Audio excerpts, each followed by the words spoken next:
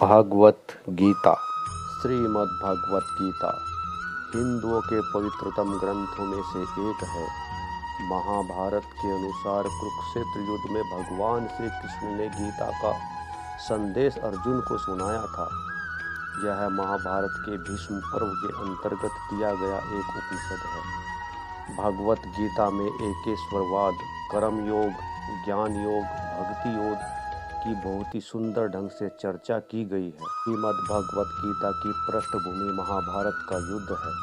जिस प्रकार एक मनुष्य अपने जीवन की समस्याओं से उलझकर कर्तव्य विमूढ़ हो जाता है और जीवन की समस्याओं से लड़ने की बजाय उससे भागने का मन बना लेता है, उसी प्रकार अर्जुन, जो महाभारत के महानायक थे, अपने सामने आने वाली समस्याओं से भयभीत होकर जीवन और क्षत्रिय धर्म से निराश हो गए थे।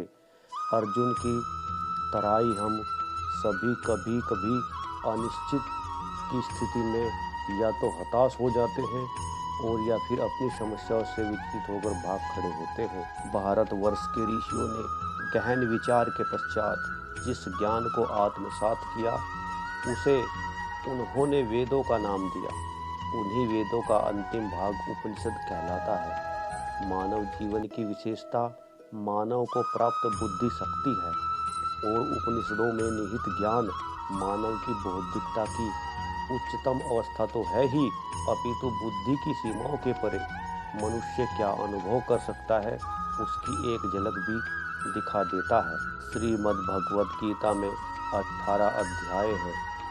हम सभी 18 अध्याय और उसके सभी श्लोकों का सरल हिंदी अनुवाद करेंगे, अतः ध्यान से सुने।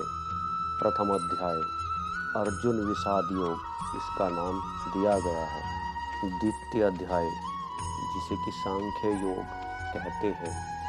तीसरे अध्याय को कर्म योग, अध्याय 4 को ज्ञान कर्म संयोग योग कहते हैं। पांचवा अध्याय कर्म संन्यास योग, छठा अध्याय आत्म संयम योग, सातवां अध्याय ज्ञान विज्ञान योग, आठवां अध्याय अक्षर ब्रह्म योग, नौवां अध्याय राजविधा राजगुहा योग, 9वां अध्याय विभूति योग, 11वां अध्याय विश्वरूप दर्शन योग, 12वां अध्याय भक्ति योग, 13वां अध्याय क्षेत्र क्षेत्रज्ञ विभाग योग, 14वां अध्याय गुणत्रियक विभाग योग, 15वां अध्याय पुरुषोत्तम योग, 16वां अध्याय देवासुर संपदी भाव योग, 17वां अध्याय श्रद्धात्रिय विभाग योग, 18वां अध्याय मोक्ष संन्यास योग। इन्हीं सभी अध्यायों का हिंदी में सरलतम प्रयोग प्रस्तुत करने की एक प्रयास हम लोग करेंगे, इसलिए चैनल को सब्सक्राइब जरूर करें।